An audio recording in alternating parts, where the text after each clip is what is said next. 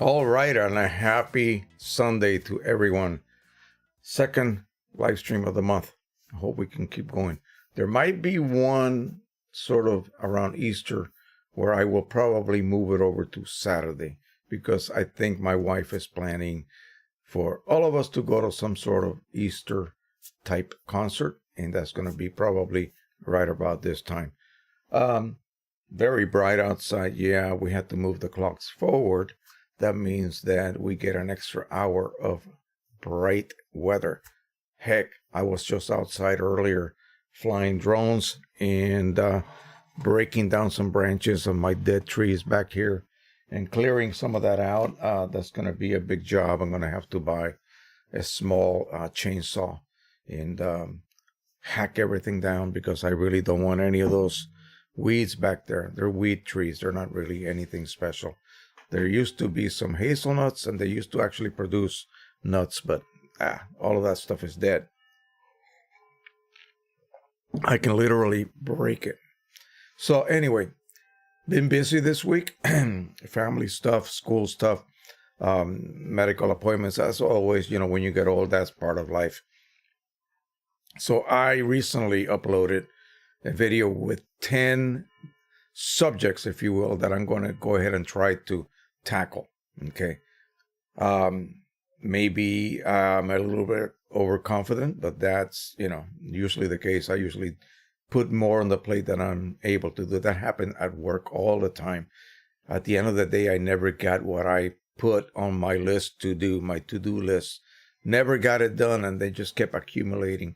And someone told me, hey, well, just put less on your list. What?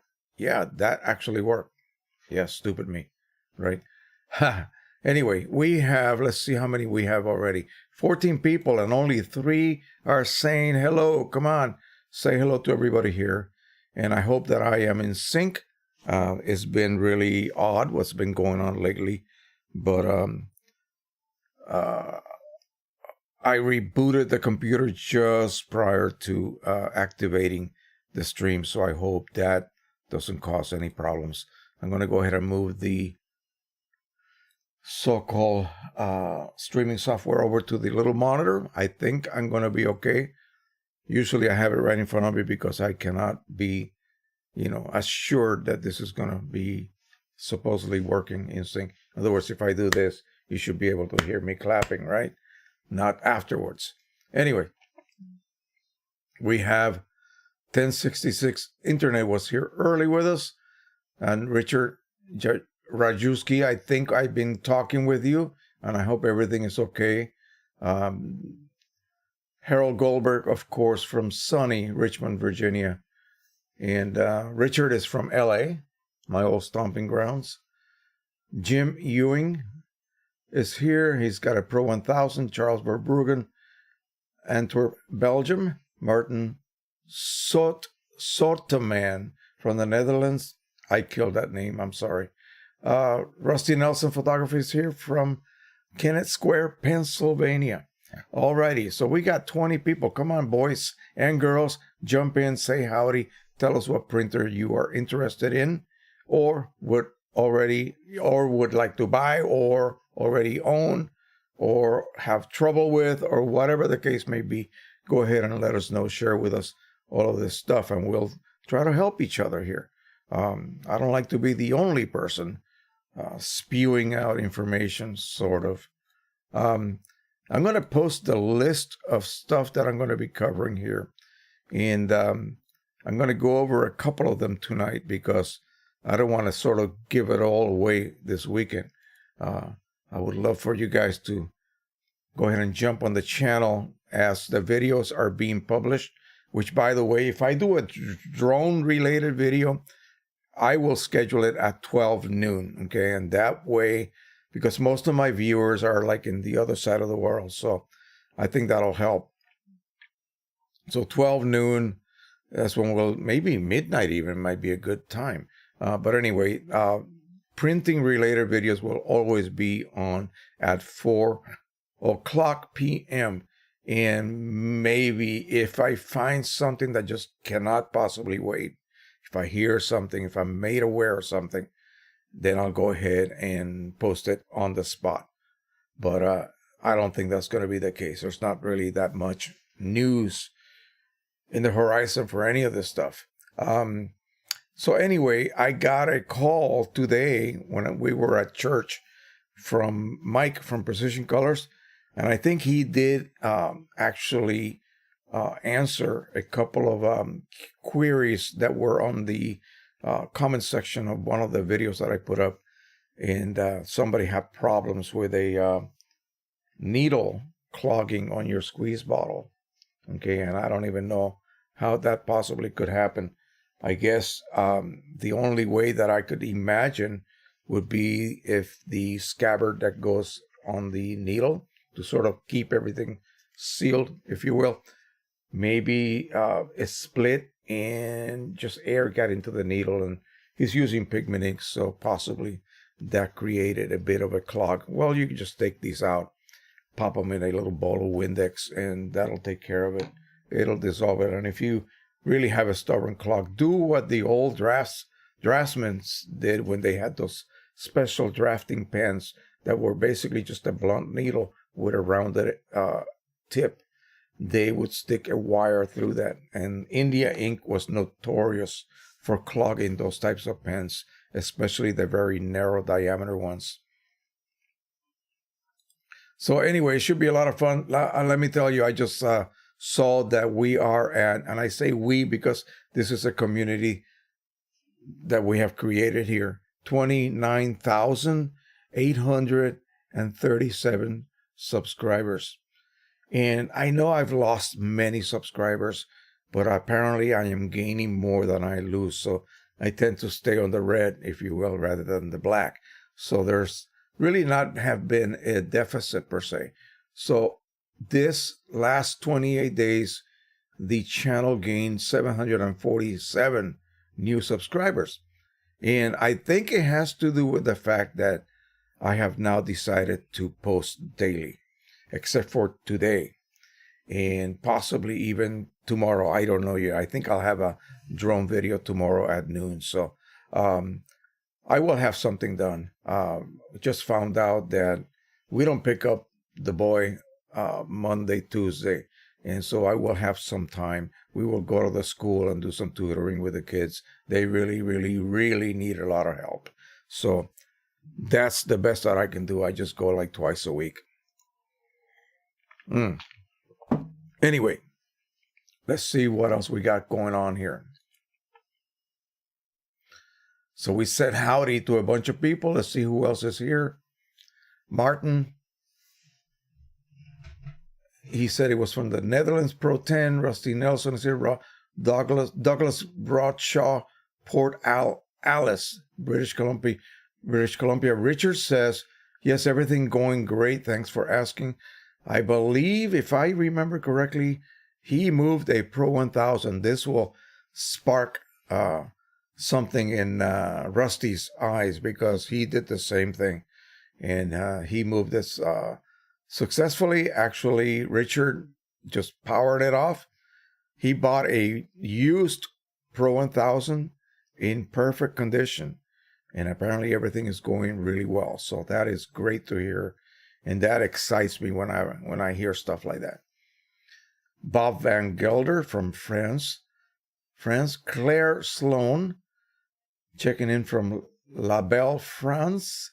And Tom Volek, just says Jose.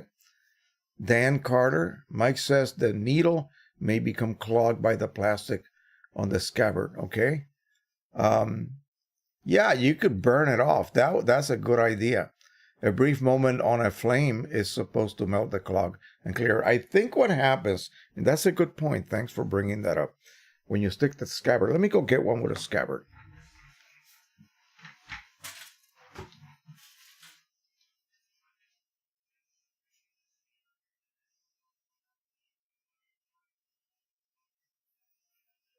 Okay.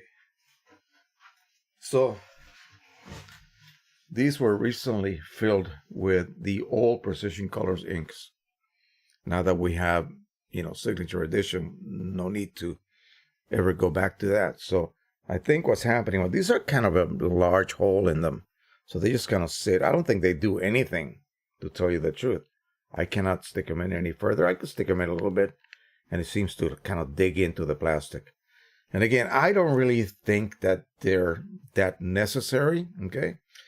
You can disagree with me. I don't really bother doing that too much. My OEM inks that I collect from PGI 29 cartridges from the Pro 1, I extract ink from those and I save them in bottles like this so that I can then fill up my own PGI 29s for the Pro 1. And I've never had a problem with anything getting clogged up with the plastic, but that's a good idea. Be careful. Don't burn the plastic over here as well. Just burn the tip, and then pressure and hot water, squirt it right out. That's something I haven't experienced. So when you asked that, I thought, what? Really? Could it be the ink? I mean, I don't think so. So I had never experienced that before. So we have 6 likes so far.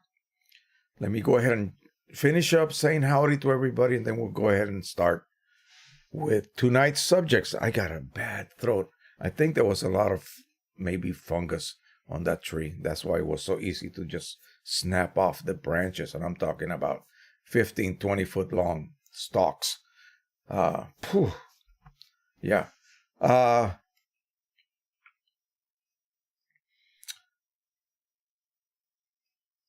Douglas says, just give the bottle a little squeeze after refilling so air moves in and out, and wipe the paper with a paper towel. Yeah, I also, with my dye inks, because we had an episode way back where magenta, for whatever the reason, began to develop fungal spore syndrome, if you will.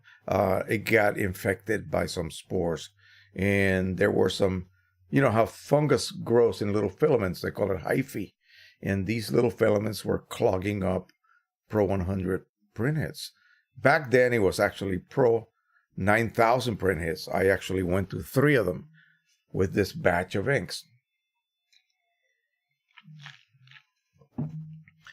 They immediately threw away that magenta batch of ink and had the lab prepare a new batch. Really weird. I have never had that problem ever again. There is supposed to be a reagent added to the ink base, the clear base, that is supposed to retard any kind of it's a biocide, any kind of infectious agent or other biological agent growing in the media, which is just a clear liquid.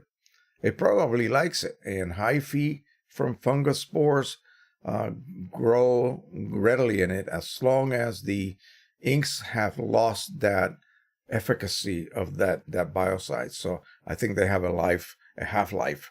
So if they've been sitting around in the lab in a barrel or something before they ship it out, you know what I mean. It could be at the point where it's no longer sufficiently able to, eliminate any kind of infection. Yeah, I burnt up 3 printheads just with that. And Precision Colors also received some of that ink, and he caught it just in time. It really looked like somebody had taken fungus from a moldy bread and just floated it in the liquid. And imagine that getting in your Canon printhead and then being burnt, basically, because ink is exploded out. That fungus was burning up inside these printheads and basically clogging them up permanently. The only option is to throw the printhead out and start with a new one. But anyway, that's just, a little history, and it is possible it could happen again. All right, let's see what else we got here. Rod says, hi, Jose. Hello from Napanee, Canada, West Toronto. P600 working well. How is that P600 working well, if you will? How is the black ink switch valve? Have you had any kind of problems with it? Because one of the worst mistakes people make with these Epson printers is to be afraid to use the black ink switch valve. You need to use it. Oh, but it uses about 3 milliliters of ink when it... Yes, I know it does.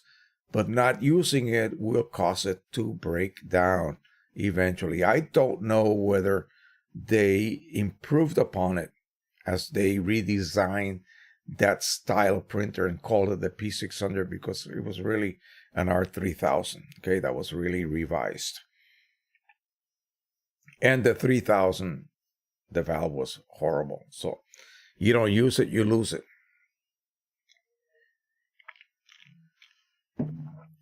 Tom Volek says, Jose, what is piezo printing? Well, piezo printing basically is done with, it's an all black system. It was developed by Inkjet Mall or John Cone. So you have your 2 main blacks, and usually it is a carbon-based type ink, not necessarily pigment. I think for the grays, they may go ahead and use a pigment type media to give it the gray color. So it can be used on a 6-color printer. It can be used on an 8 or 9 color printer, and of course maybe even one of the Epson higher end printers that uses more than 9 colors. The SureColor 20,000, I think, uses like 11 or 12 colors. So you get 2 blacks, 1 matte, 1 photo, and then a bunch of grays. And the grays are supposed to substitute by density magenta, yellow, orange if you have it, and whatever happens to be part of that ink palette. You have a gray that sort of matches in density. So if you were to take red ink or magenta ink and swab it on a piece of paper and then just decolorize it, whatever that density is, that's where that gray then becomes. And you cannot use the driver to print. You really do not get the correct tonal rendition. You need to use a RIP, a raster image processor, and that's software. It can be costly. You can use quad tone RIP, quad as in 4, tone RIP, RIP, and that is a donate if you feel like type software. I think people who use it should donate to the writers of the software. Now, in order to be able to reproduce the tonalities of your image, you have to have what they call a tone curve, and those are made by you. It's difficult to do. And then they are saved as a special file format that then the RIP uses to, for example, reproduce an image that has been converted to black and white in Photoshop on a particular printer, on a particular paper. Now, quad tone RIP comes with many already prepared so-called curves, and they load, by themselves onto your hard drive. I believe it might be for Mac and Windows, but I'm thinking, you'll have to go check quad tone RIP, and that will allow you to then print with this very strange ink set composed of just black and gray inks. And the results are supposed to be incredible, fantastic. John Cohn's place up in Vermont is constantly having workshops where you can go and do all sorts of weird things, like paper negatives and all kinds of old-timey photographic methods, requiring a wet lab and so forth. But yeah, you can print gorgeous, gorgeous images. Now, why can't you just do that with your regular ink set? Well, you can. If you put a side-by-side pair of prints, one with quad tone RIP and piezography inks, and then one just basically using whatever ink set your printer has, say a P800, for instance. There are some tonal differences, the way that tones are depicted, transitions between tonal values. You will see some differences, but either one will be excellent. It's just a matter of preference. Which one do I like, And with the piezo inks, you have a choice of ordering the neutral one. Of course, that's what everybody would want. And also warm and cool tone inks. I don't know why I would want that, So the problem here is that you dedicate a printer to that. And if you need other tones, you have to dedicate other printers to that. So if you need 3 tones, you need 3 printers, okay? You cannot be exchanging cartridges on a printer like the P800. It takes forever to the ink that was already in the system to be pushed out. So you cannot be, just because you feel like it today, you can't go warm. You're going to stay with the inks you have. You would need 3 printers to be able to do that. Well, you don't have to do that with a color system. You can still end up with very neutral prints, even using an old color system. So let me show you real quick. This is Pro 100. Simple, right? Best printer ever. A series of charts or so-called evaluation images. This is the one that I always use and the one that I recommend everyone use. This is another one.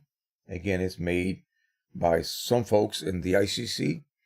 This is one made for, let me take right here. This is one made for black and white or monochrome printing. So if you want to check your printer for neutrality, you would print this one. If that's all you're going to ever do, you're never going to print color, then just go ahead and use this image. I have all of these in my Facebook group. So download them. I have the whole pack as a pack, and then I have individual images you can download as you please. So this is the one you will print. And then you look at it under normal lighting. And by normal, I mean, like a window light or whatever you have, unless you have a special viewing light, setup. Okay, if you're really serious, that's what you would have, and you look for any kind of tonal, non-neutral color. Okay, and yeah, this is neutral. This thing is dead neutral. What I love about this image is that it has somewhat of a like a resolution chart right here. These little patches right here are made with little crosshatch, and you check that on your print is big, in other words, letter size.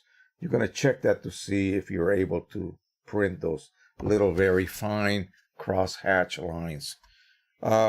Once you get past that and you have a neutral result, don't come back and tell me that your prints are magenta. Oh my God, how can that be?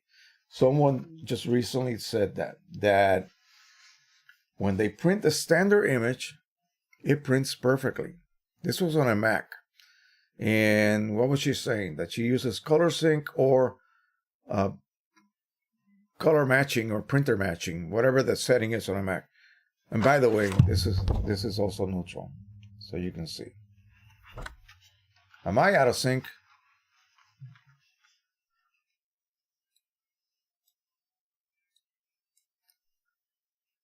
Yeah, I'm out of sync. I think I'm out of sync. I hate that. Someone please tell me if I'm way out of sync or not. I'm getting so tired of this. In order to repair this, I need to like reboot everything. So I would have to stop the live stream. And I would hate to do that. Yeah. All right, guys. So I'm going to go ahead and leave you guys and come right back. All right. Hang in there.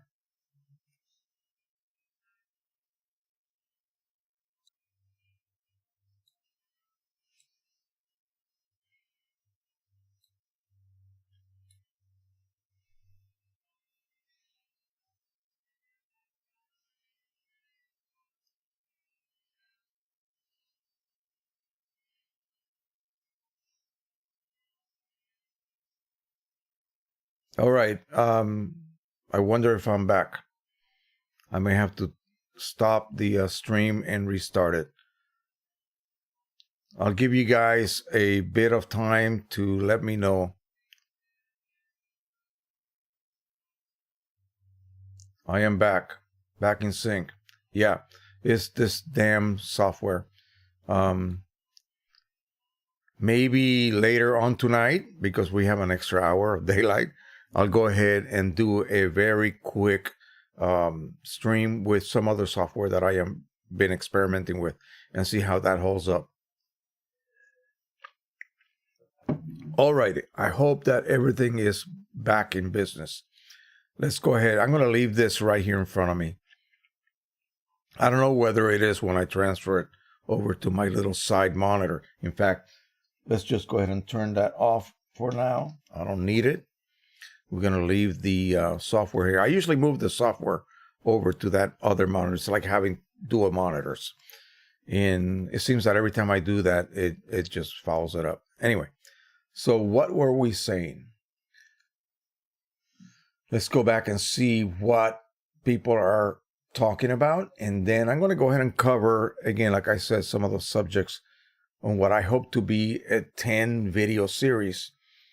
Not a series 1, 2, 3, 4. They're not going to be in the order that I necessarily read to you in that previous video. But it'll be in some sort of makes sense type order. All right, Rod Levesque says, and Curtis Pazar Jr. says, hello. All righty. Rod says, I use the switch valve at least once a week, no issues. I have a spare damper unit ready to go in case. Okay, you're all set. Yeah, you are all set. And he said, it looks like Epson sealed the end of the valve with Mylar and put lubricant in there. Okay, well, I hope that's the case. I think there was something seriously wrong with the design.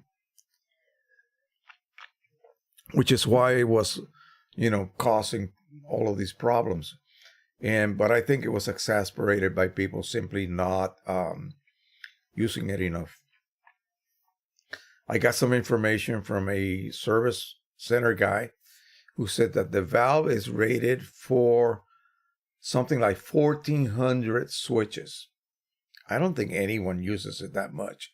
The reason people are afraid to use that black ink switch valve, and what Epson recommends, this is, they don't tell you, if you don't use it, it's going to go bad. They don't say that. They just tell you to use it. And to print in batches. In other words, don't print 2 images on matte paper and then 1 on glossy and then go back to matte and then go back. No. Make your batches, if you will. Say for one day, you're going to print nothing but matte. And then you have another batch that's going to require a burrito paper, which is going to be sort of a semi-gloss. You will need to switch back to photo black. Here's what happens. So it is using some ink because it has to. So matte black ink, literally, if you take 2 Q-tips and take some black, photo black, and some matte black, and smear them on glossy paper. Okay? You need to use glossy paper so you'll see this. Once the smear's dry, the one with matte black is going to appear sort of matte. It's not going to have much, if any, gloss. And the one that you use photo black on will be shiny. In fact, it'll probably be shinier than the paper itself. So it's quite glossy.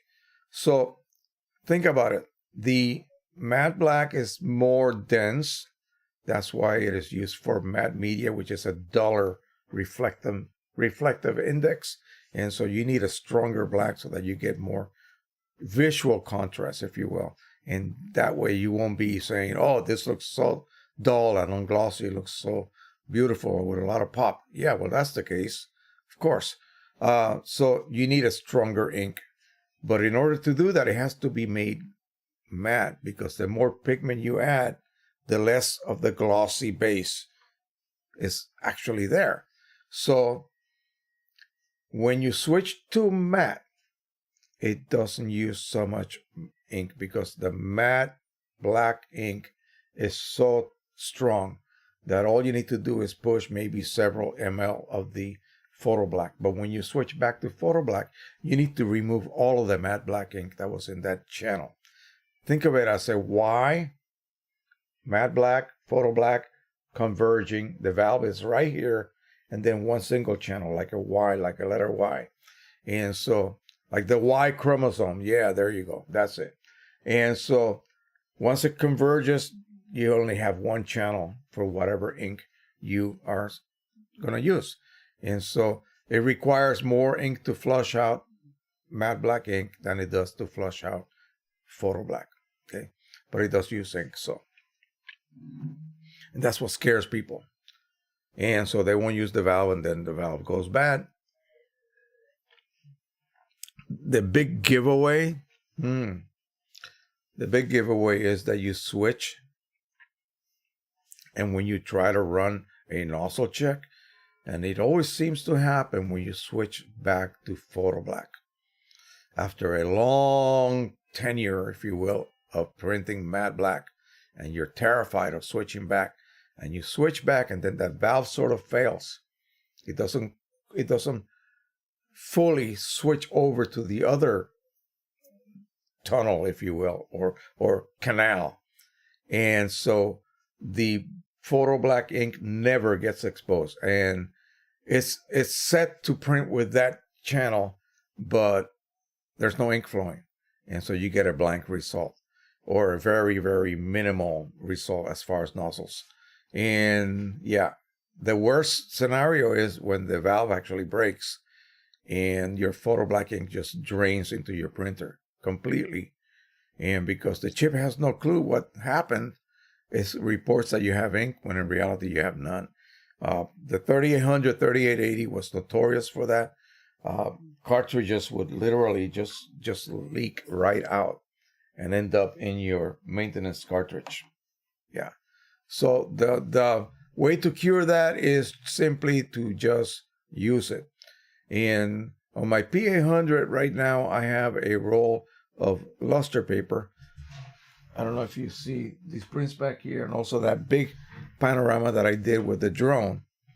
I printed on the P800. Well, now I'm pretty much done with that kind of work. So I'm going to remove the roll. I'm going to load that canvas from Breathing Color. I know I've been talking about that. And I also got another roll, another sample roll, 17 by 10 feet of like a vinyl type material that is inkjet quality, in other words.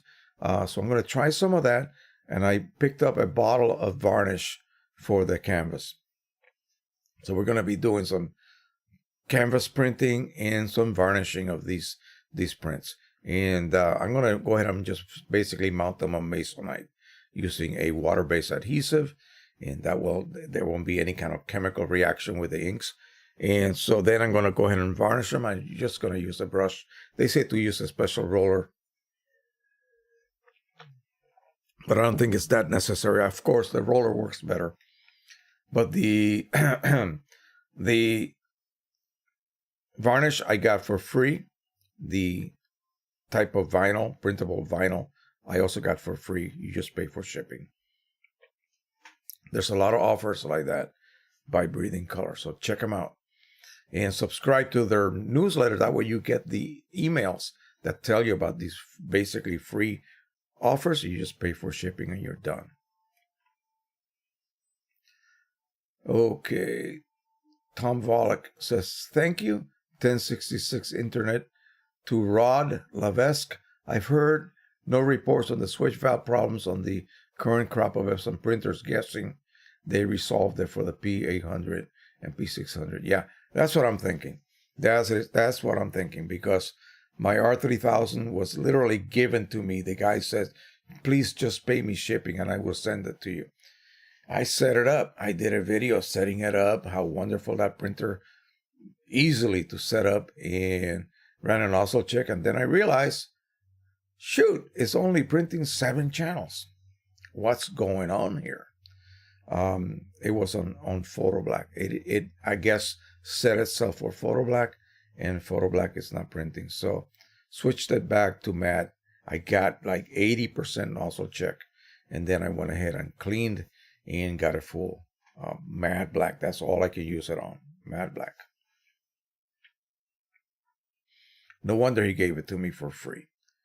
Let's see. Henry Stoffel from sunny Medford, Massachusetts. Let me tell you, it's been warm here, folks. I don't know what kind of weather you guys have been having where you live, but it's been really nice here. I think spring has arrived. My daffodils are at their glory right now. And I just flew the drone, and all of my neighbors' trees are flowering. So, and this is Maryland. This is not supposed to be this nice yet, okay? Maybe by mid-April or maybe by mid-March, I should say, not late April. I know the cherry blossoms are about to start blooming down by the river. All right. Martin says, hi, Jose. I have a question with regards to the usage of matte ink on the Pro 10. Yes, that's a good subject. Let me get a drinky here. Wow, I don't know what got into my throat when I was cutting all of that.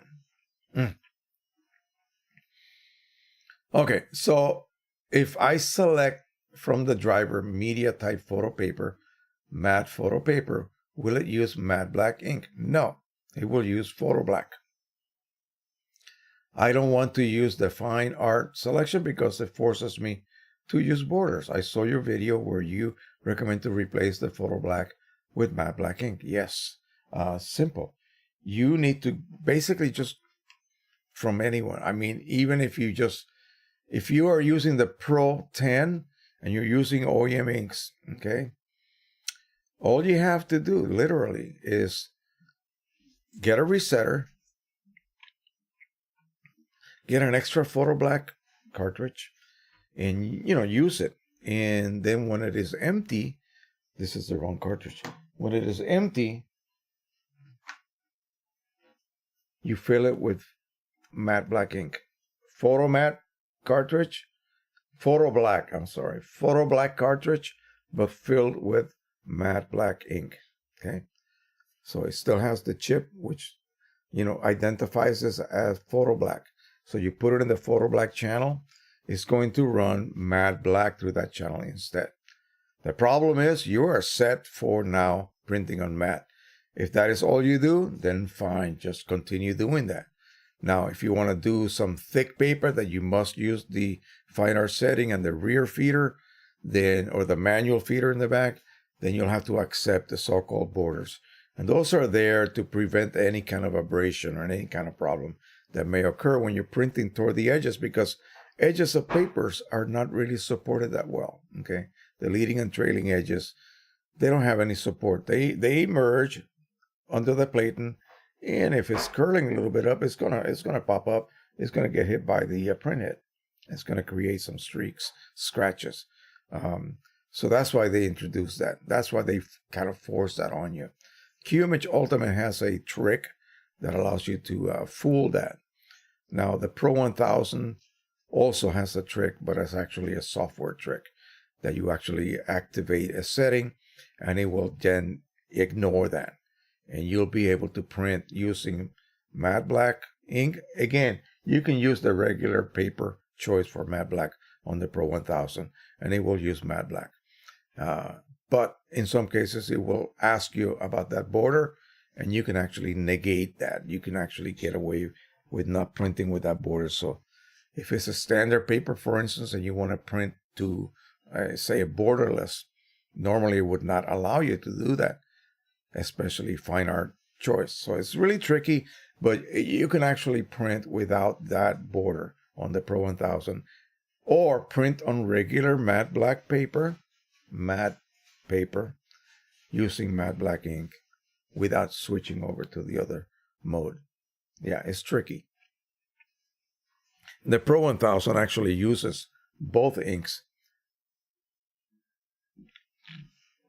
When you have photo black activated, it will use a little bit of matte black. When you have matte black activated, it will use also a little bit of photo black in the mix.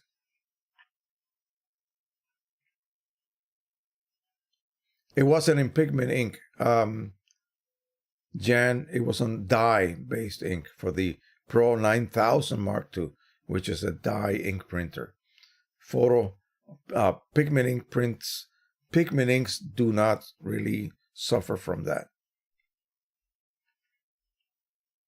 I think it's because the dyes that are used in third-party inks are of an organic nature and not a synthetic, expensive, sort of inert ink, or really nothing would grow in it. It is more organic than pigment inks are. So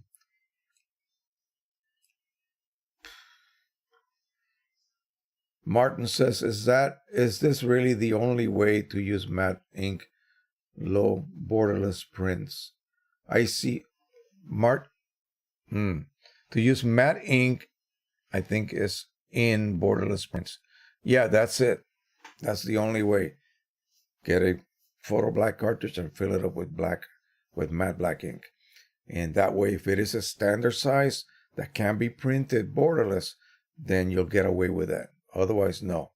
You got to use fine art in order to trigger that usage of matte black. Yeah. I had it explained to me. It didn't make sense when I heard it to begin with. Why the heck do Canon printers, a whole line of them will do that, will just use photo black ink in that normal matte black, I keep saying matte black, that normal matte paper or matte media choice. It shouldn't do that. It should allow you to just print with matte black ink regardless.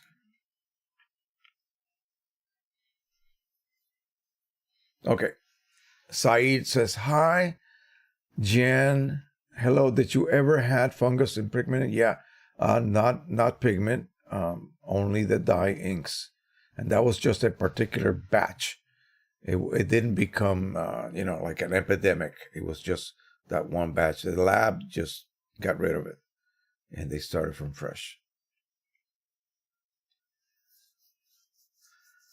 Yeah, Jan answers to Martin that matte black is only used when selection fine art papers and plain paper. So again, so that's a hack you can do. So to show you that this is actually true, Precision Colors decided to make some profiles. Now, most paper manufacturers out there, if you buy a particular matte paper and it's one that they tell you to choose photo paper matte, photo matte pro or whatever it's called, in the drop down menu, they made a profile. In other words, they printed charts with photo black when the paper was intended to be printed upon with matte black ink. Now, is that a good profile? Of course not. So what Precision Colors has been doing, they have prepared cartridges, okay, also for the Pro 1. And that was a pain because ink lines. So on the Pro 10, there are no ink lines. So you just pop the hacked, if you will, cartridge on there, one cleaning cycle or purge cycle, and now you have matte black ink, and you print it on the photo black cartridge, photo black channel. And so then you can just happily print on your normal matte paper, borderless, whatever you want to do. No white borders, none of that stuff. You are taking it upon yourself to accept the dangers, whatever they may be, whatever they say they are, when you are printing, say for instance, a thicker paper using the fine art. You know, that's why those white borders are there for, because again, head strikes and paper may slip or whatever the case. So that's the reason they force you to that. It's sort of for your own good, but you're free to, you know, accept the dangers if there even are any. I tend to ignore them sometimes.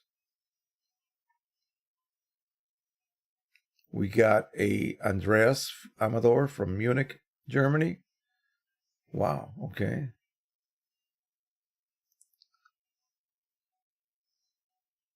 Yeah, the glitchiness is my throat right now. I'm dying right now. Yeah. Martin says, thanks. Okay, and then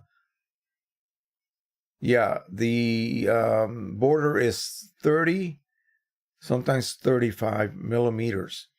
Now, if you're printing a larger print, like a 13 by 19 or A3 plus, then it's okay. Well, it's still a lot, because 25 millimeters is like 1 inch. And to me, 1 inch is a pretty wide border. So, yeah, you got to end up with an even wider one. So what people are doing is creating 30 millimeter borders on either side as well. That way they get sort of equal borders all around. Still a lot of border. Alrighty. Andreas says, oh, he already did. Rod Levesque. Epson Japan announced a replacement P800, P600 printers. No switch valve added. Blue ink. What? No switch valve added, blue ink. Plus, they are 30% smaller. New roll adapter ships May. Wow, finally. Hey, we might be adding something new to the channel. I'll have to check that out. What did they do? Did they take away one of the grays? The only way they can incorporate a full-blown 9-color ink palette is to create a new printhead with 9 channels. That's what they should have done ages ago. For some reason, they have been basically reusing the same 8-channel printhead from the days of the 2880. Okay, sure, they update certain circuitry or whatever, but you know, it's the same basic design. What they needed all along was 9-channel printhead, And this would never have happened. So by not creating a 9-channel printhead, they had to come up with some ingenious way to allow 2 different types of inks to share the same channel. That's crazy. So anyway, that sounds good. I would love to learn more about that. Charles Rios, he uses the Pro 100 and refilled his cartridges, but I am wondering how many times can I use the OEM cartridge and how many times can I reset them before they suck? Okay, well, it depends how good you are. That's it. These don't have anything in them that wears out. That's an inert material sponge or fiber sponge. 2 different layers. Okay. The only thing you can screw up, of course, is change the diameter of that hole. I don't know. There's really nothing you're going to screw up. How many times can you reset? No one really knows. No one really knows. The only thing that you will notice as you continue refilling is that your ink delivery efficiency will begin to drop. Oh, I'm complaining. No, don't complain, because you're not supposed to do this anyway. See?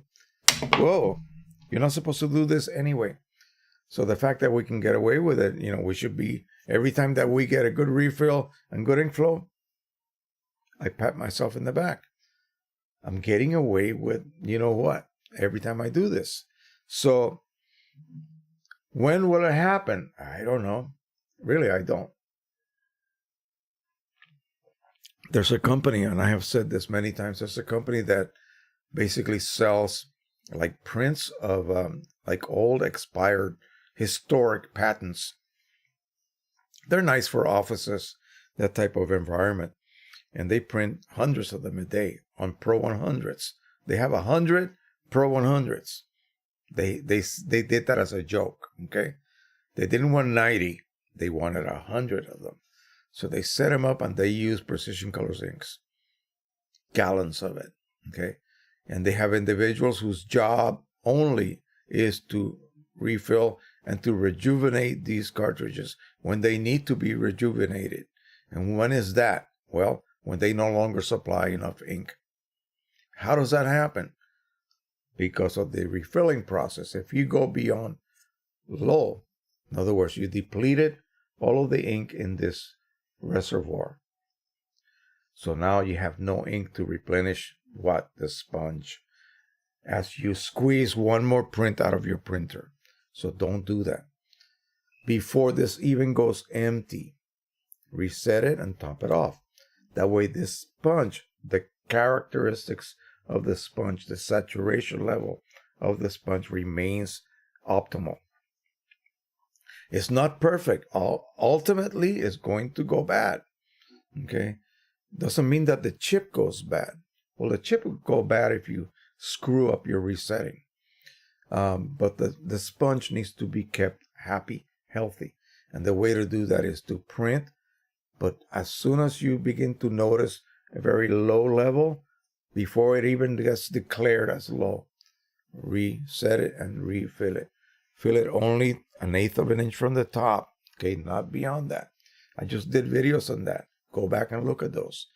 I have a whole slew of videos on this process alone. So what do they get at this place? They get about 100 refills, okay? And they do them every day, okay? So that's it. Now, one thing to consider, and this, maybe you're not that much of a volume printer, so you may not ever reach that level. But there are 2 cartridges, 2 colors. Let me get a print head. This is a Pro 9500 Mark II print head. So this is the way it would sit in your printer. So the Pro 100 is really an original 10-channel body, but they did away with the last 2. So magenta and I think gray sits in one of these last two slots here. These ones here, they seem to be able to be refilled more. What this company that does all of those thousands and thousands of prints, they figured out that these last two colors require, the cartridges that is, require more frequent refurbishing.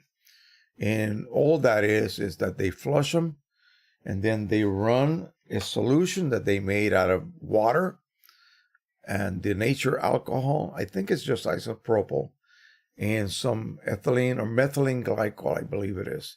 I don't know exactly the proportions, but that sort of treats the fibers of the sponge so that when they draw out the liquid and they dry the cartridge, it actually leaves a tiny, tiny residue of that methylene glycol because that does not evaporate. So the water and the alcohol go away, they evaporate out of the sponge, and you have this kind of a emollient, I guess they call it. And then when you insert ink into this chamber, it just flows right into that sponge.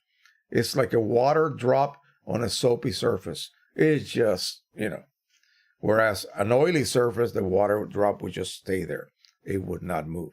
So that's what they do. How often do they have to do it?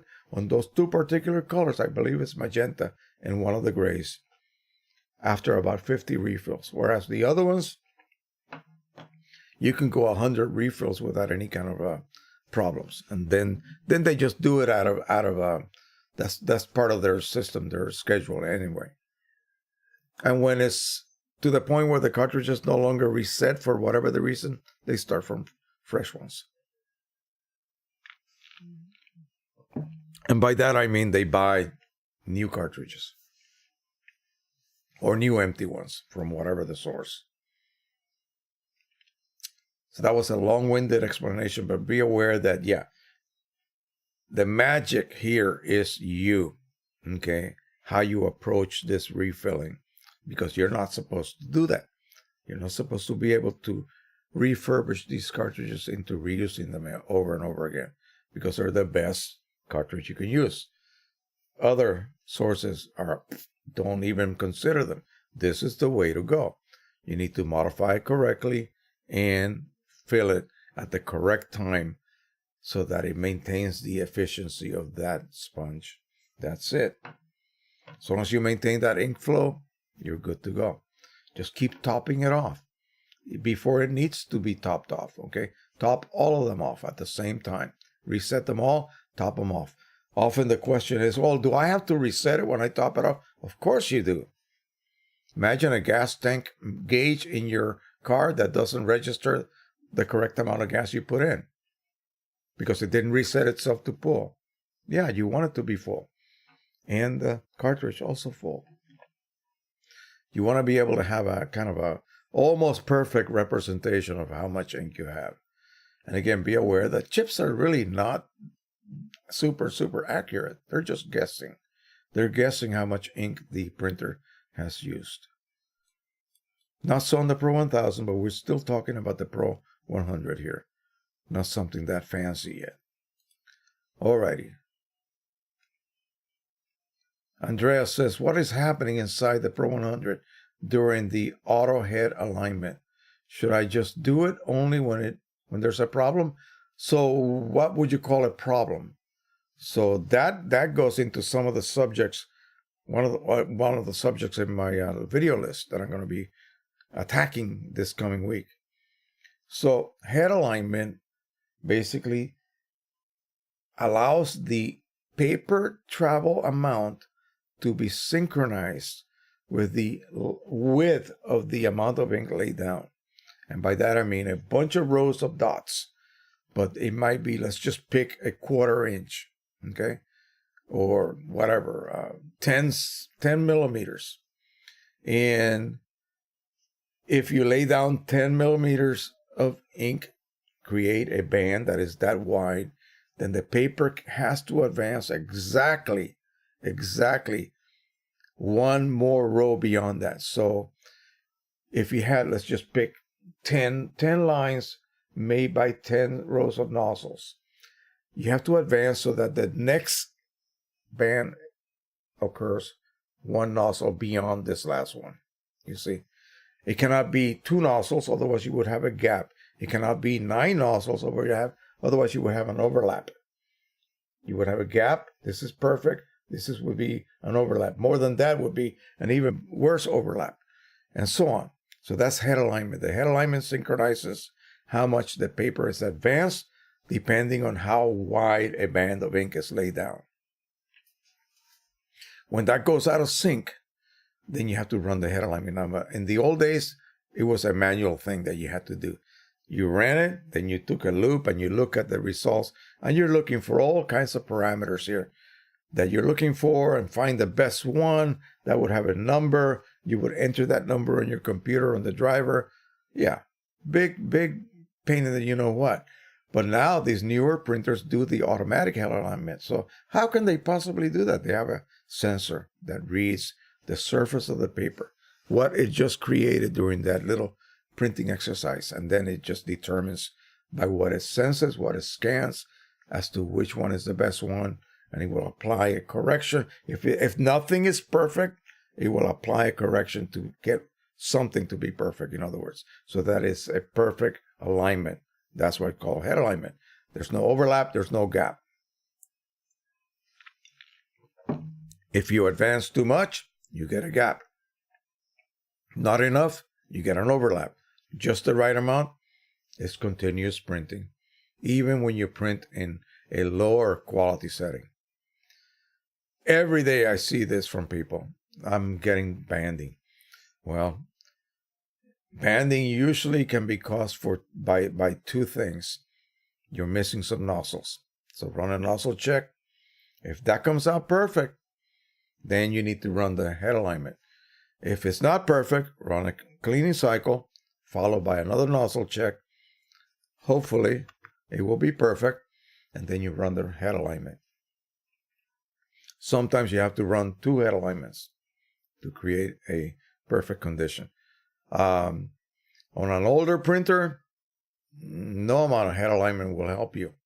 The reason is the encoder strip in the back of the printhead assembly, the back wall of your printer.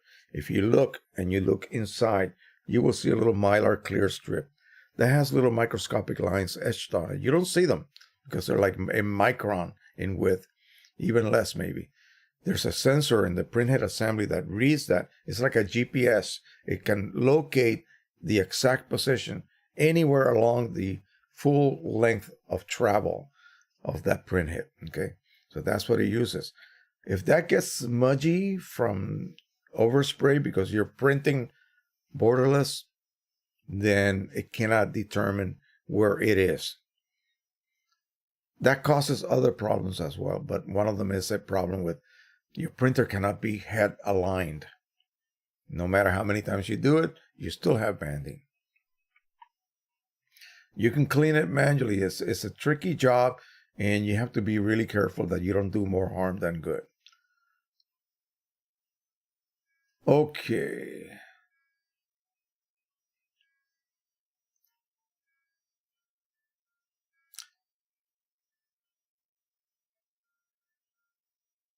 Okay, glitch definitely in video, not throw. Well, there's nothing else I can tell you. All I can do is apologize for that.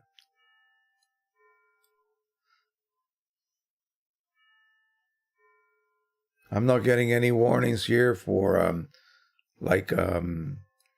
bandwidth problems or anything of the sort. It says good connection, high level of stripe of bands here. So I don't know what it might be. Glitchy as in it stops and catches. Is that what it's doing? That'll be solved once the video is processed, hopefully, and then you can watch it at a later time if you cannot stand it. Again, I'm going to go ahead after I get off the air here. I'm going to go ahead and load up the other software. We'll do a very quick. It'll be all experimental, by the way, because I don't necessarily know how to use it expertly yet. But the cool thing about it is that it allows other people to kind of become part of the panel if they have a camera as well as a microphone. And we can have 2 at the same time.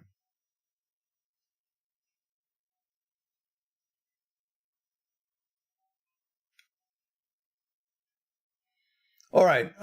Mattia says, hi, Joe. For your videos are really interesting. You deserve more viewers. I want to ask you something. What do you think about About sub that for coding. SUBTHAT for coding. I have no idea what that is. Sorry. If you can rewrite that, maybe it was misspelled.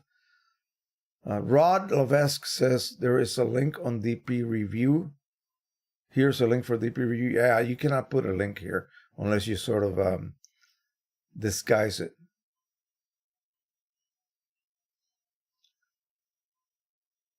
A link for what? Charles Rios says, I appreciate you, Jose. Okay, thank you so much. 1066 Internet. I've seen that on DP Review. I was wondering if Jose, for any other viewers. Okay, so that's a link to the Japan news. Is that it? I haven't been in DP Review for quite a while. Was it just recently put up?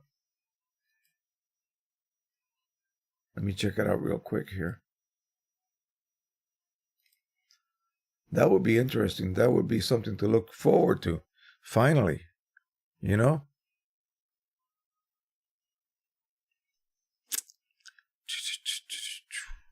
Where did my link go? Jeez.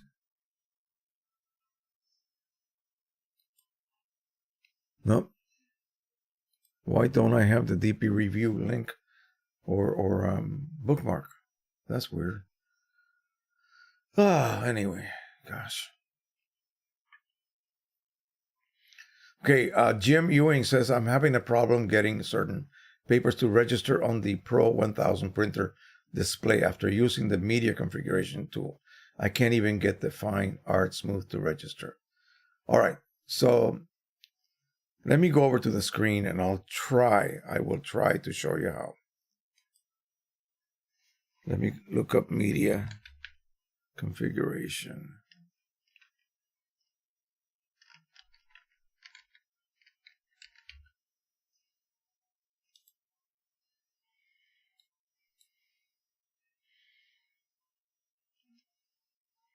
All right, let me switch over to this. It is acquiring information, and it's going to ask me to allow it to load the newest online media configurations available. Let me jump over to the screen display. All right, so I'm going to say yes, let it do its thing.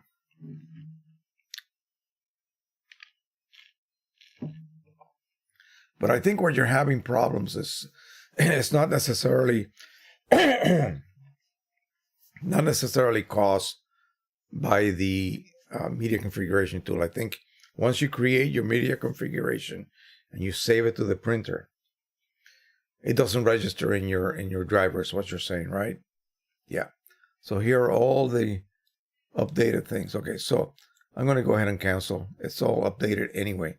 So when you save it, once you're done with it and you save it, then the thing to do is open up your driver.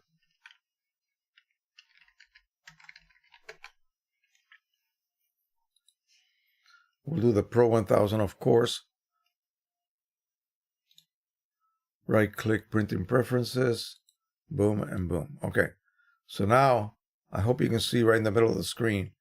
So you got to go into maintenance. And let me show you what it shows up as. Custom. See that? It'll show up as a custom folder. And here are my 1, 2, 3, 4, 5, 6 configurations I have done. For Palo Duro etching, San Gabriel Barrita, Aurora Art Natural and White, Blanco Matte Canvas, and Palo Duro Soft Gloss Rag. You come to your maintenance, update media configuration right here. So you update that. I'm not going to do it again. And then you have to turn off your driver, close it and then reopen it. Once you reopen it, it should show them. Try that. I know it's a little screwy way of doing it. I did a video on it a long time ago, and I showed exactly what to do.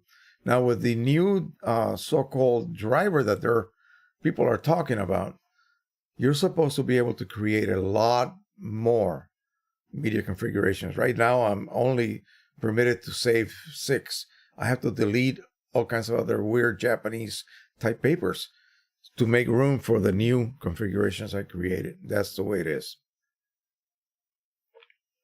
Once you guys get the new updated firmware, I should say, on your Pro 1000, and again, you also got to consider the fact that if you're using single-use chips and refilling that printer, you got to be careful when you update a firmware.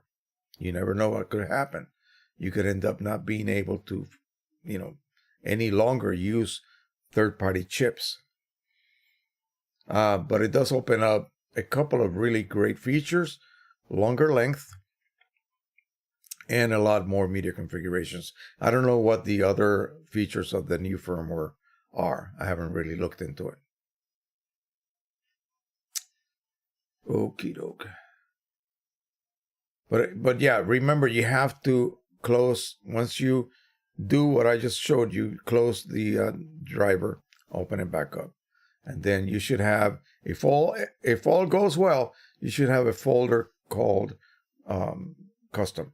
And in there, you should see the new configurations. What does that do? It allows you to print on a specific other paper, not Canon, and see the actual name, and it'll have parameters specific to that paper. You no longer have to sort of tie another paper type, Canon type that is, to print with a Palladuro etching. That's a matte paper. So what do? Pick matte paper choice? That will use photo black. I can't do that, you see, on another printer. You see what I mean? So it will set up that paper choice to the correct parameters the printer needs to use. The width of the gap, the ink density that will be laid down on that paper, whether it needs black, that's matte or glossy, and all sorts of things like that. So it's nice to have it also be able to see the actual paper name. You're going to give it your own name. And it could be whatever you choose to give it, by the way. So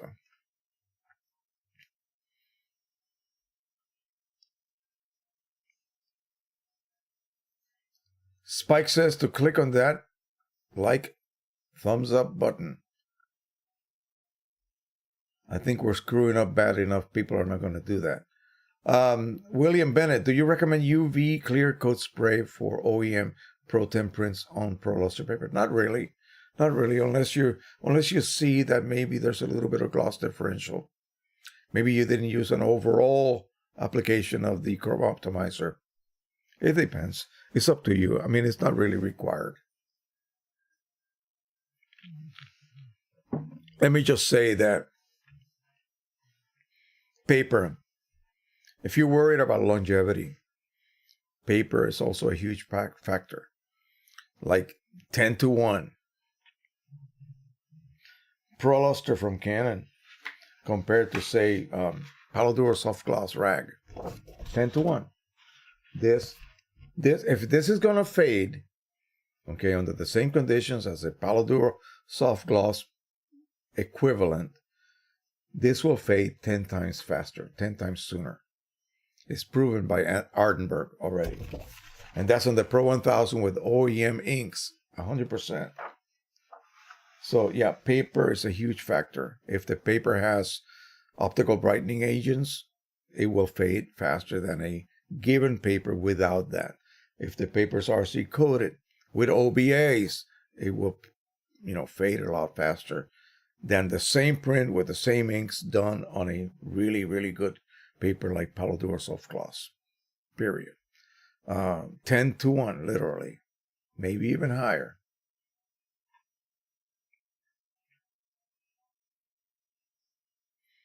And Jan says, why would you? There's Chrome Optimizer, CO. Sure. But, it depends. It depends on the paper. It depends on the paper whether even the overall coat will create enough of an even situation where you don't see gloss differential. They don't say that it eliminates it. It helps it. But and again, Chrome Optimizer does not provide any kind of UV protection at all. It doesn't have that kind of characteristics. Mike Cheney's here. Hey, alrighty. Well, I hope it comes out good, Mike. I don't know about that. I'm gonna experiment on something right after we get off the air here. In fact, I'm thinking I will make this maybe only until 6 o'clock, and then we'll come back using different software. It'll all be on YouTube, so I'll just be using a different software to stream with, and it's supposed to be better. We'll see. Let's see. Lumeniacal. That's a good name. Is here, and he says, hello. 1066 Internet says, link for the P800 replacement. Well, people cannot link on here. They have to sort of disguise it to be able to get away with it. Jim Ewing says, thank you. I'll try to find your other video. Luminical says, what is your opinion of the RR or Red River Palo Duro Burrito Fiber 300? I haven't used that one yet, but it's supposed to be very good as well. All of those Palo Duro family papers, mamma mia, it's beautiful. Beautiful stuff. I've fallen in love with that paper of late, says Luminical. Mike Cheney says, oh, I like experiments. Yeah, this is going to be a big experiment. We will see. What I'm going to do is I'm going to give myself a couple of minutes to set up, because again, I really don't know much how to do this, but I'm going to give it a try. And if you don't see anything coming up, then you don't see anything coming up. But anyway, it should work. Speed Scout 221.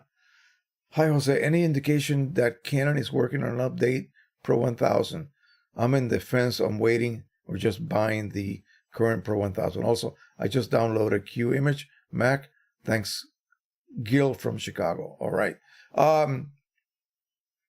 What could they possibly update? Well, you know, what would be an updated Pro 1000? I don't think it's going to happen. They updated the 2000 to the 2100 and the 4000 to the 4100.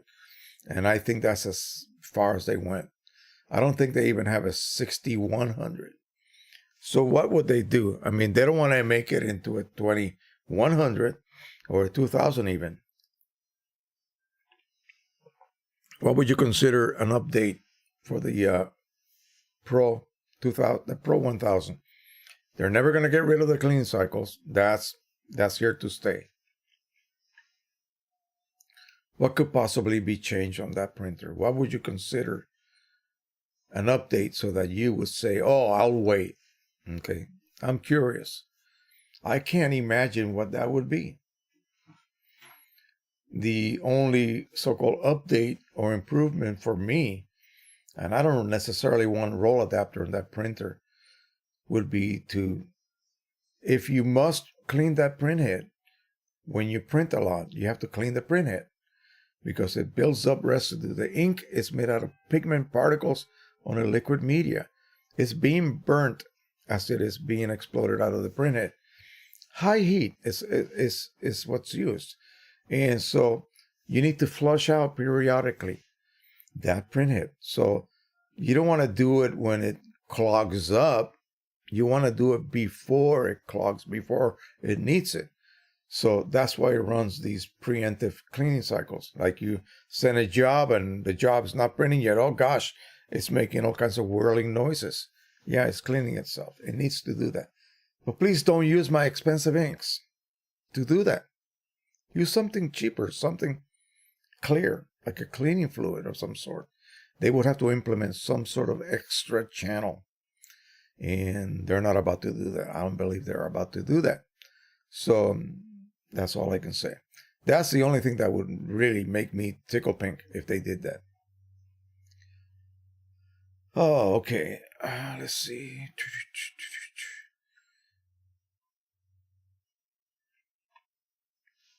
I'm hoping using Q-Image will help me get rid of the magenta, the Mac, quote-unquote, magenta cast. So, I don't know what that is, to tell you the truth, I'm a Windows user, so I'm not here to vilify Mac or Windows or whatever, or Apple or whatever. No. What is causing the, you put it on quotes, I didn't, you did, Mac Magenta Cast. What is that? I have no clue. I've heard rumors about, oh, if you have print preview, it will cause a Magenta Cast. Well, I've only been able to find it on Windows machines, and I don't have a Magenta Cast. Everything I print comes out like this. Neutral. Call me Mr. Neutral because that's all I get. And I just don't get it. I don't even know what to do to cause that Magenta Cast. So I don't know what it is. One of the videos that I'm going to be doing, okay, it's going to be pretty interesting. Instead of using this crappy software to record myself, I'm going to have a camera right here. You're not going to see my face. You're going to see the computer. I'm going to go through the steps of taking a color image and converting it to black and white in Photoshop. Okay. Then I'm going to go ahead and export it out to QImage. And then from QImage, I'm going to go ahead and prep it for printing on my Pro 100 and on my Pro 1000. Both of those printers. I'm going to then take the camera. It'll be on a tripod. Walk it over to the other room. You'll see the camera wobbling everywhere. And then I'm going to aim it directly at the printer. And you're going to see the print emerging. And it's not going to be magenta. It's going to be neutral. Okay. Again, I don't know what's happening. But I need to make this video so that people know what I go through to set up my driver. Whatever else I need to set up.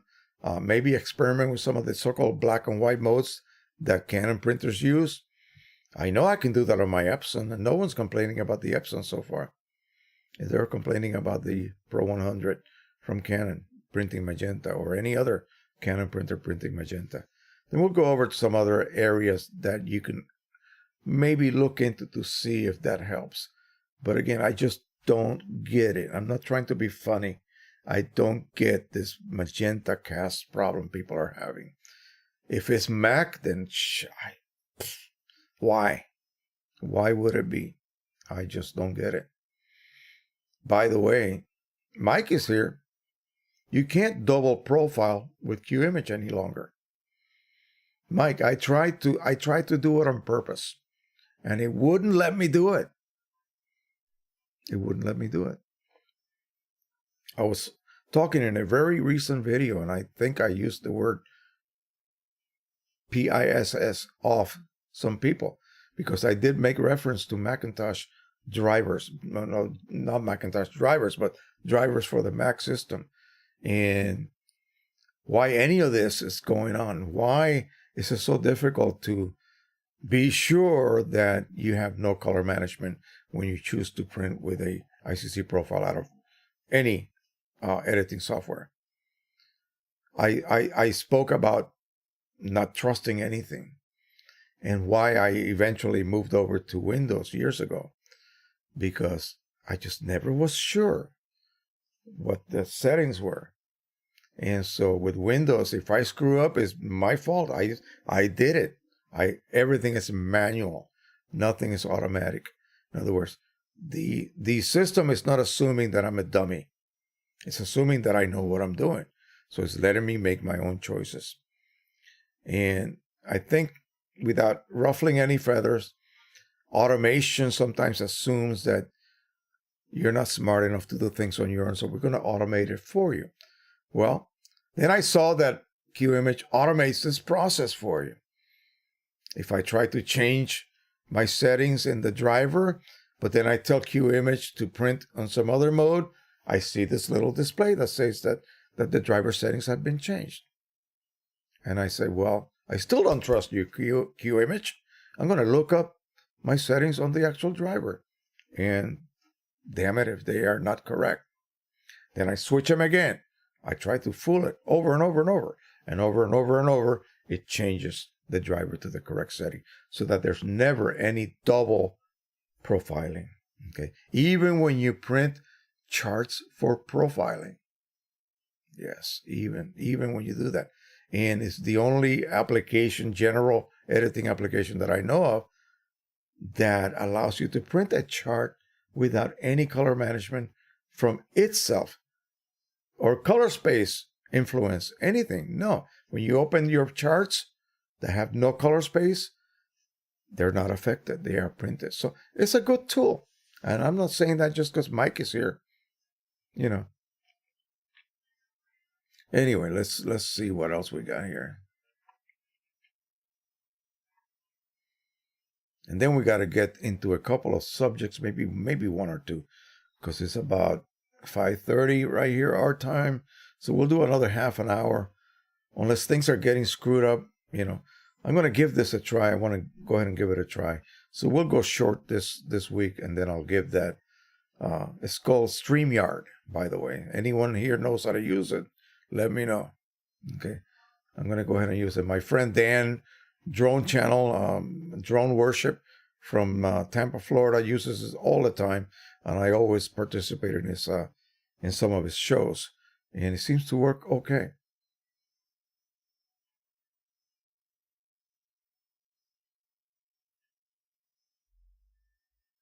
Okay, I would like an update to the Pro 100 so that it can print borderless on 11 by 14 paper. Okay, yeah, that for whatever reason, that's not considered a standard size. There's a mechanical reason for that. Okay, there is a mechanical reason for that. If you think about what borderless requires, you take an image, you pick a paper size, and you tell the printer driver, hey, I want to print this borderless. Well, it has to then expand that image beyond the borders of that particular paper size. So when it does that, it's going to overspray. It's going to print where paper no longer exists. So there's got to be something underneath to catch that. Well, it's not a continuous sponge. It isn't. It's actually areas that it can collect ink. And so 11 inches happens to not be an area where it can collect ink. In this case, 8 is one, 5 is another, 4, and I think 13 as well. And if it was larger than that, it could, it would jump up. But again, those are just specific areas where overspray can be captured by the sponge, the platen sponge. And there isn't an area that is beyond 11 inches width. So 11 by 14. 14 always, the printer is always going to print in portrait mode. So the narrower width it has to have a sponge there. And they just have never put one for 11-inch width printing. So it cannot go beyond. So it doesn't consider that a standard size. So 8 inches, I think, is one, because that's 8 by 10. That is a standard size. But that's about it. I think it's 4, 5, 8, and 13. That's it. Those are the standard sizes. 13 by. And it's not 13 by 15. No, it's 13 by 19. So that is it. That's the reason. There is a reason for that. Now, they would have to redesign the platen area with a sponge collection area for 11 by 14 type paper. That would be good. They should do that.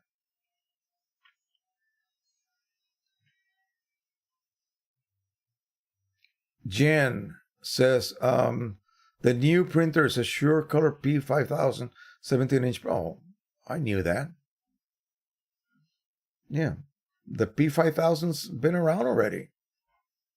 There's nothing new about that. The P5000 is being sold now, unless this is a new P5000. And it was the replacement for the failed 4900. That's it. Now, if it's a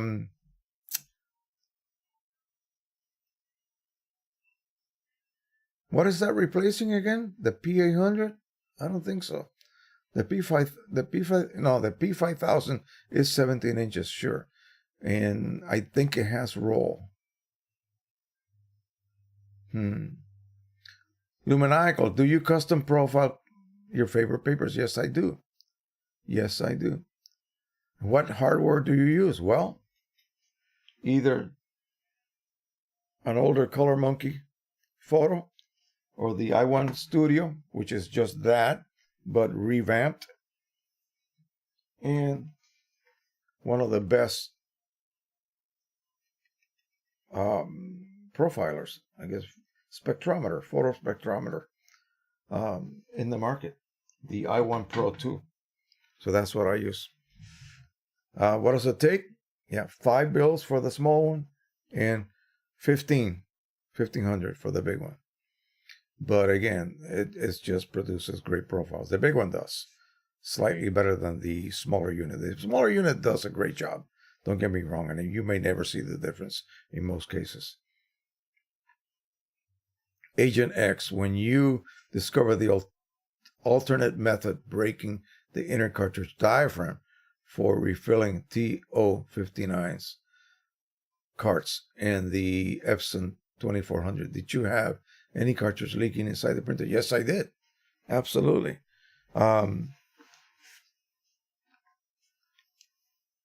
You mean T58s or T59s? T058 is this one. You don't break any diaphragm on this one.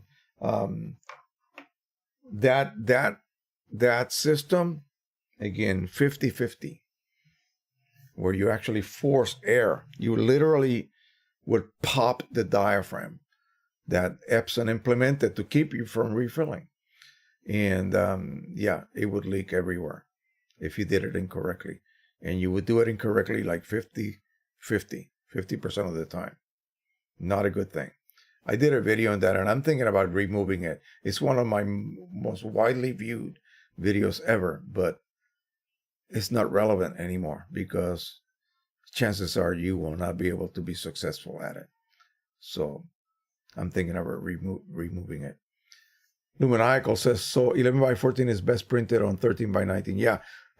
Yeah, you waste paper that way, but you create a 11x14 template and print it on a larger, center it on a larger piece of paper and just trim it. Exactly. You will not have any overspray at all. Getting your printer all full of muck internally, that causes a lot of problems with streaks and smudges later on. People wonder where they're coming from. Terry Garbett, could the Pro 1000 firmware be modified, hacked to resolve ink flushing? No. And you don't want to do that. That's what's keeping your printer working. Yeah. Without that, your printer will clog up, the printhead would die. Okay? So why would you want to do that? I know it's a pain. I know. But it's part of the thermal printhead situation. You have to flush out that printhead because it's building up gunk. When you cook a steak on a pan and you remove the steak, what's on the pan? That's what I'm talking about. Okay, I have stopped trying to refill the R2400 cartridges because the filler ports are leaking. Yeah. You're talking about OEM ones, right? And I don't have one here with me, but there used to be a kit and special little valves that you can install, which would allow you to do that. It's still a pain in the butt to do. I did a very long-winded, I call that, by the way, video on how to do that. And somebody said that those valves are available in some website somewhere, but they never did provide me with the link. So they work perfectly, and you could refill those like the factory did. I believe that 2400 uses the T034s, and those are easy to refill and reset. Charles Rio says Pro 100, yay! Terry Garbett says just to reduce the frequency. Yeah, but the thing is that it times them when it needs them. Okay, so in other words, why would you not want to remove all of the residue that's built up? Okay, and reducing the frequency will not do the job that's required. In other words, you want to continue to print, and clean less. Well, if you clean less, it's not going to keep that printhead clean. Yeah. It's a weird situation. It's not that you neglected it by not printing and thus it became clogged. No, it's because you print on it. It needs to do that. Yeah, I know. If people knew that, they probably would never buy a Canon printer. Sorry. That's the honest truth. People used to say, oh, Canon never clogs. Epson clogs all the time. Don't buy a damn Epson printer. Yeah, Epson printers clog. They all clog because nobody uses them as often as they should be, period. That's the real reason for most printers. But Epsons are cold firing. Canons are heat firing. Okay, the Canon sounds like yeah, that's basically what's happening. You're exploding little droplets of ink. And so by that very reason, they build up residue. Epsons do not.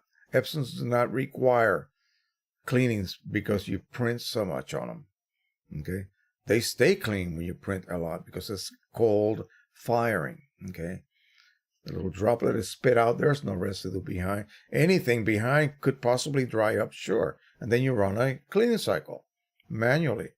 If you don't print for 2 months, it will run a clean cycle before it prints anything. That may not clear out any clogs you may have developed. You may have to do a second cleaning cycle. Canons do that stuff preemptively. Okay, anyway. And they do it to get rid of possible clogs, but also mainly to clean the printhead. Keep it nice and clean from residue. Because as you build up more residue, you're going to create a snowball effect. And then you start overheating the printhead channel that's being affected. And that will, accelerate the death of that channel. Okay. Once it goes, that's it. New printhead. You cannot do anything to it. There's no way to fix it.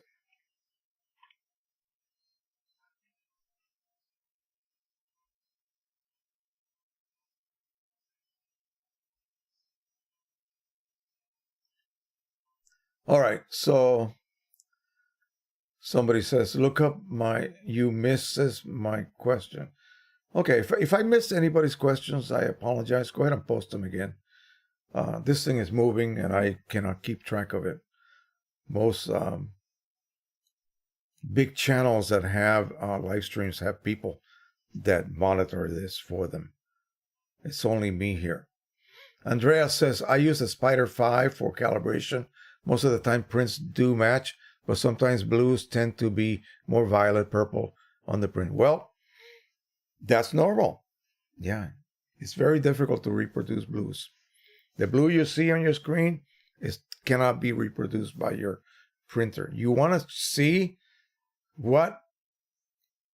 how out of gamut some of those blues are? Just use the gamut warning in Photoshop. They will turn gray. Areas that turn gray are areas that cannot be reproduced by the printer.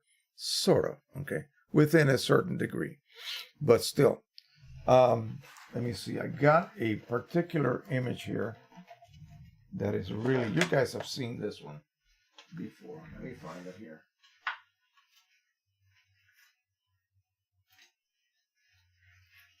It's a shot. If I could find the damn thing. Let me just take it over here and do it. A fan. Here we go.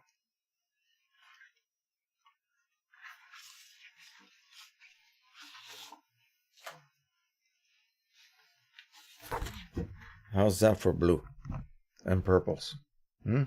That's intense. This thing is a show engine on a show car at a car show. And I printed it with the Pro 100. I did this one with OEM inks. The one that I did with PC inks is basically identical as well. So this does not look exactly like on my monitor because my monitor can display these other colors that are part of this image that are out of gamut. It shows them as neon-like colors. A printer cannot process that, cannot reproduce that. And one thing you need to get over really, really fast, get over this, is the fact that that's been transmitted through the rear of the screen. Bright. I mean, gorgeous.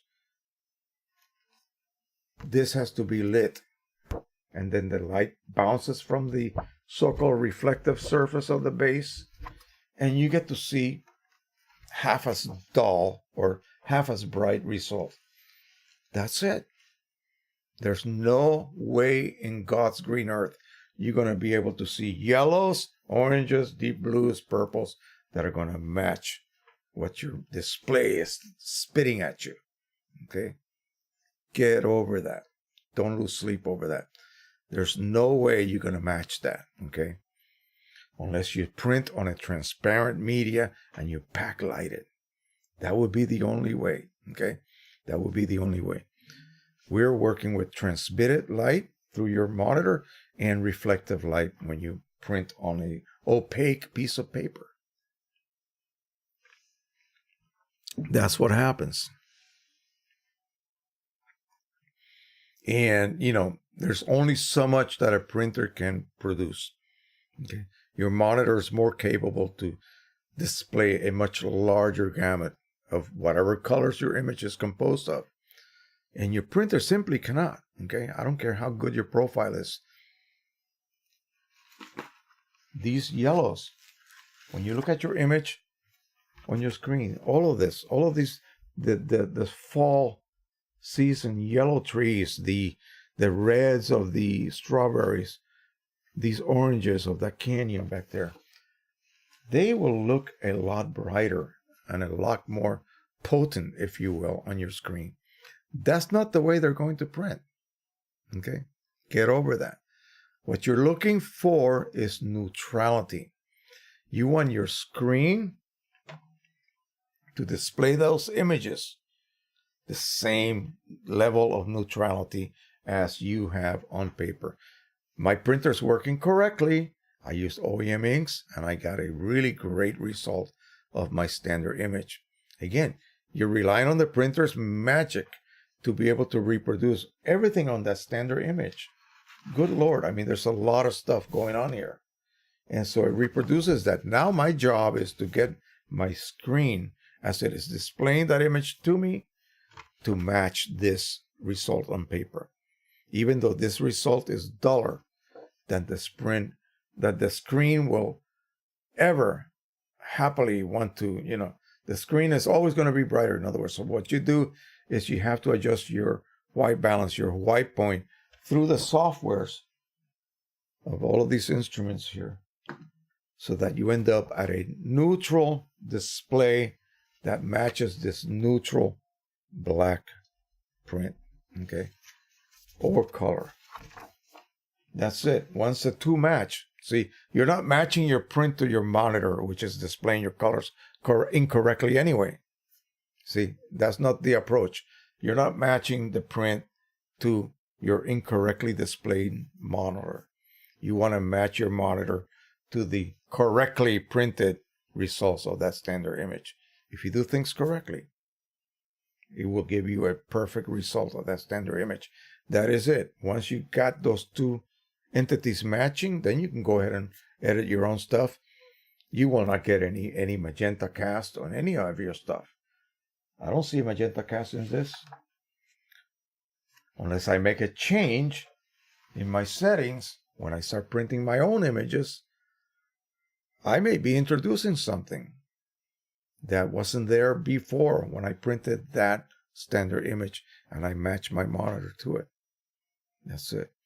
So it would be like if I have a thermometer that's, atomic calibrated and it's perfect, and then I buy one from CVS and I stick it in the same bucket of water. This one reads correctly because it is atomic. And then this one is 2 degrees off. I would have to adjust it. But then it might not be linear. As we go up 10, 15, 20, 30 degrees, this way or that way, this may not match. The same thing goes with scales. Something like this has to be able to be accurate with 1 gram or 10 milligrams, as well as 500 grams or anything in between. So you use weights, calibration weights that are exactly that weight, and you check to see if the scale is actually reading those weights linearly, perfectly, so that the 10-gram one registers as 10.0, the 50-gram one, 50.0, and up to the 500, 500.0, not 502, not 598. In the 10 milligrams, it shows up as 10 milligrams. You see, so that means that the scale is accurate within this range to that range. The same thing with photos. They have to be linear. So again, that's a long subject and very detailed subject. And I just don't want to get into that tonight. That's a big headache. But anyway, once you achieve that match, that's it. You're done. You're pretty much done. Anything else that happens is because that image is that. Too dark, too magenta, too yellow, too whatever. Because now you're editing in a correctly displaying monitor. So, yeah, it's tricky. It's tricky, but once you get it, it should not be a problem. And you should be able to nail everything down.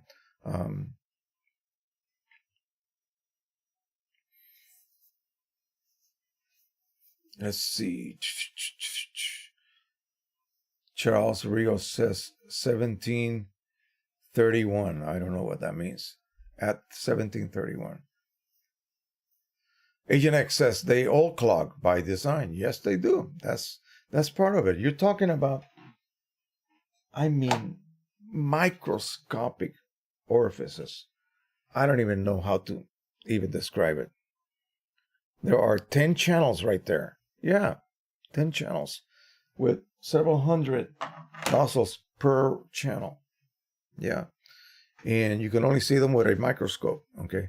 And so you can imagine pigment particles is like gravel when you look at it microscopically.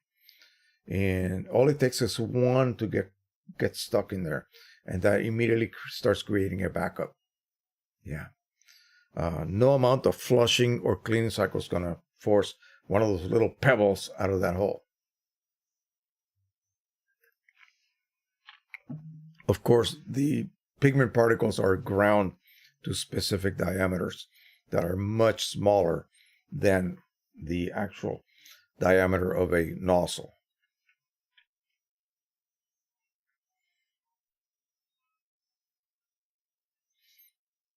Okay, file one man, $200 for Pro 10 versus $450 for Pro 10. First printer buy in 15 years, 6 to 7 prints a week. Yes, Pro 10 is pigment ink. Yes, it is. Pro 10 is pigment ink. Pro 100 is dye ink. Either one, if you're using OEM inks, are outstanding longevity. Okay. If you wait around Christmas, the Pro 10 sometimes is offered by a certain seller at the end of the day after you get your rebate, like $99 or something like that, some ridiculous price. Charles Rio says, what happened if you do too many internal cleans on a Pro 100? Well, cleanings actually do harm the printhead. Okay, and they say do not do too many cleanings in a row, but stop. Let the printer rest, especially deep cleanings. Those apply so much vacuum against the printhead nozzle plate that you cause the lamination. Okay, that's where the layers that make up this last plate here, what does all the magic right there, becomes pulled by the vacuum that is applied. Because you're not forcing ink through it, you're pulling ink from it via vacuum created by the purge pump. Okay, so yeah, you do a deep cleaning, you stop, don't do anything else. Don't even check your nozzle check yet. Get it, let it rest for about half an hour, come back, and then proceed to perform the nozzle check and cross your fingers that everything is hunky-dory at that point.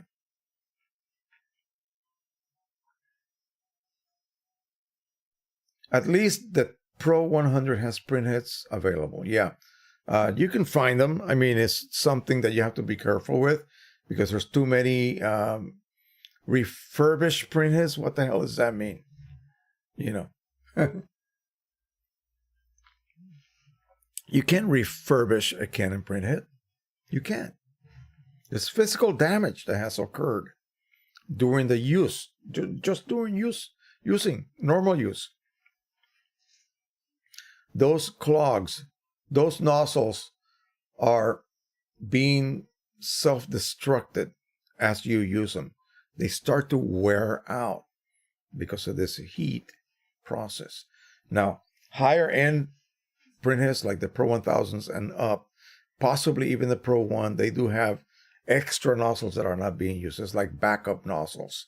And when one is basically not able to produce an accurate placement of a dot of ink, then another one comes into play. And it's magical the way that works. But you don't even know it's happening. They're not telling you like, hey, you started with 100 extras, now you have 98. And now you have 97, and tomorrow you have 90, and so on. No, they don't display that. It's behind, behind the scenes. And so at some point, you end up with 0 nozzles left. And I don't care if you have lots of nozzles in the other channels, that printhead now is declared dead. You have to replace it. But at least it's user replaceable. You can do that on your own. You don't have to send it in.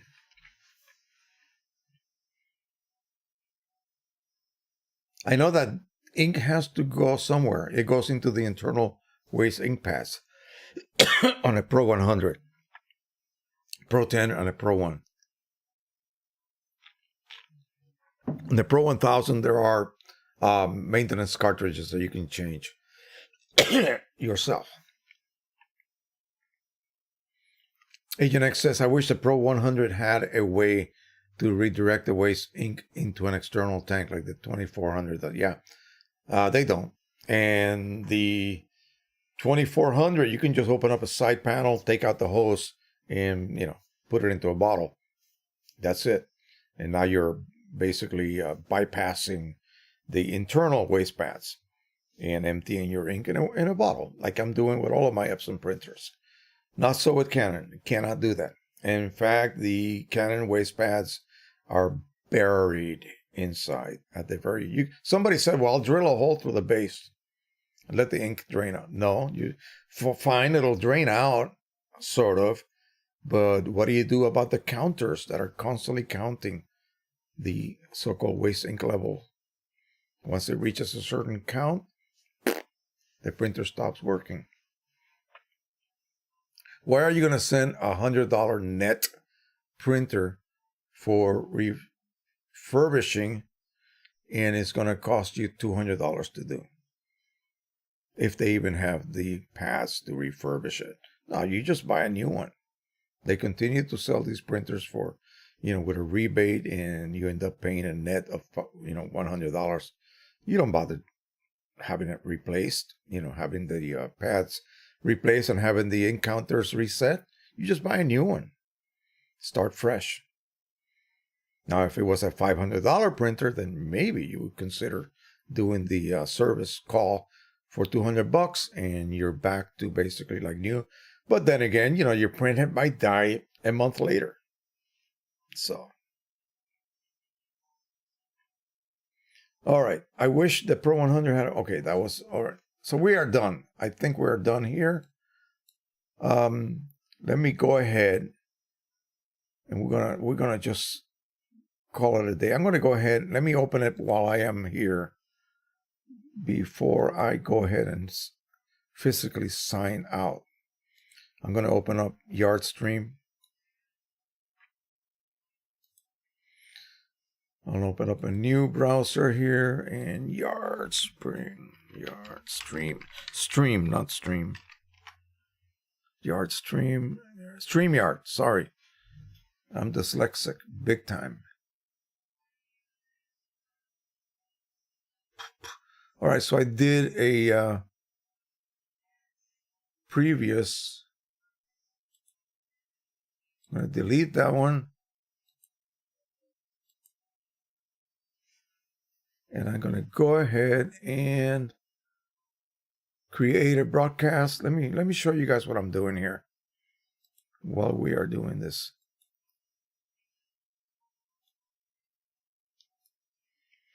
So we're going to call this, we're going to do this from YouTube. This is my account.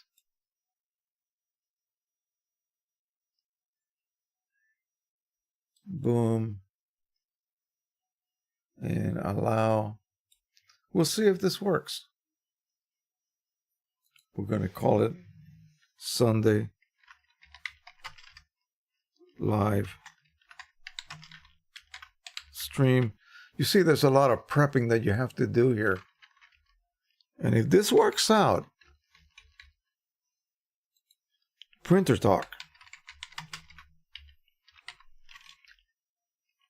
photo, printer talk, and we'll make that public, and we'll create the broadcast right now. Entering broadcast studio, and up to 4 people can join. Now I have to turn off OBS so that my camera can then be detected. So what we're going to do is we're going to go ahead and end this. And so hopefully we'll be back. If not, we'll see you next week. It's as simple as that. So right now I'm going to say goodbye. We're going to go ahead and turn this off. You guys hang in there, and we're going to go ahead and activate StreamYard and see if we can continue on. So bye-bye, everybody, for the time being.